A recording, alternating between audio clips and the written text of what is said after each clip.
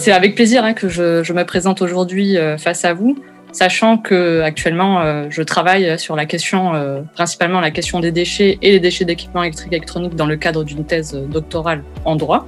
Et en parallèle, au début de mes recherches, j'ai voulu apporter une approche, on va dire, pratique sur le terrain et principalement le terrain de l'université en créant une association étudiante, Action des étudiants pour la défense de la planète. C'est l'objectif, c'était notamment de sensibiliser et informer à la fois les étudiants et le personnel de l'administration, de l'université.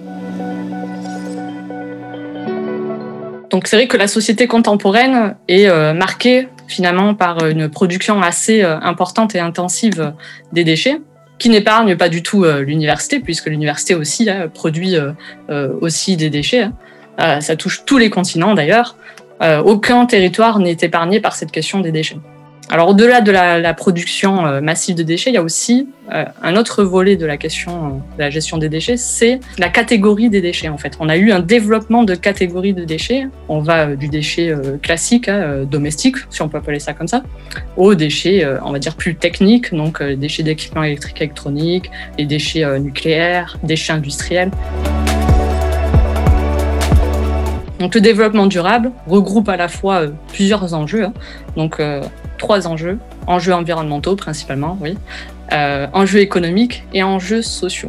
Les impacts environnementaux, je pense que la plupart de la population a connaissance en fait de ces enjeux environnementaux. Il y a des enjeux à double titre. En amont, donc extraction des ressources naturelles. Rappelons que les ressources naturelles ne sont pas infinies. Ensuite, pour acheminer et produire ces objets, il a fallu utiliser de nombreuses ressources, l'énergie, les moyens de transport, etc., ce qui engendre de nombreux impacts environnementaux. Puis en aval, vous avez la partie impact environnemental qui concerne toute la gestion des déchets, donc le traitement des produits en fin de vie. Alors après, vous avez des impacts économiques. Donc si on veut limiter les impacts environnementaux, on a développé des moyens de gestion, de traitement des déchets pour limiter ces impacts. Et ces moyens sont très coûteux. Le recyclage est très coûteux. Vous avez aussi un autre élément en tant qu'impact économique, c'est finalement, vu que c'est coûteux, la gestion est coûteuse dans les pays développés, on va développer le commerce des déchets, qui peut être légal, bien évidemment, mais il y a aussi un commerce illégal. Et là, on peut se poser la question de manière éthique, est-ce qu'on ne devrait pas être responsable de nos déchets et ne pas les traiter finalement sur notre propre territoire, ou au moins à l'échelle européenne.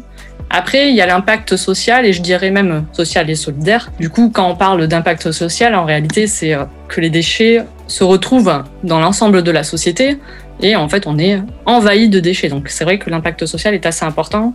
Très souvent, on a tendance maintenant davantage de développer la question des déchets à travers la notion de solidarité, notamment par le don, principalement.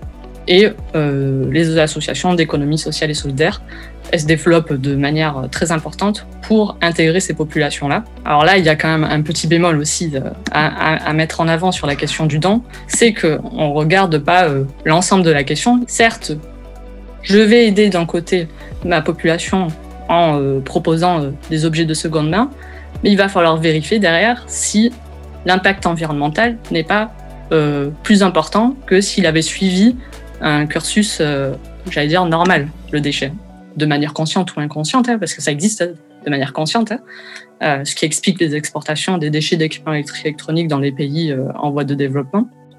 C'est de manière consciente qu'on va faire ces dons en estimant que la population est démunie et du coup, on accepte ces dons-là. Donc en 2030, comment on peut imaginer l'université sur cette question-là et surtout les moyens qu'elle peut mettre en avant pour arriver finalement à une stratégie de prévention et de réduction des déchets. Donc premièrement, la généralisation du tri. Donc ouvrir le tri à l'ensemble de la population universitaire. Alors après, il y a un autre élément assez important, c'est aussi la politique d'achat, que l'université est une politique d'achat responsable. Ça se traduit par la mutualisation et la caractérisation des conteneurs de tri entre les sites, du coup pour inciter finalement à la diminution des volumes de déchets. Après, bon, il y a quand même l'axe le plus important qui est la sensibilisation et l'information des étudiants. Je pense que l'université devrait se positionner de cette manière-là et d'apporter vraiment toutes les informations nécessaires sur la gestion des déchets.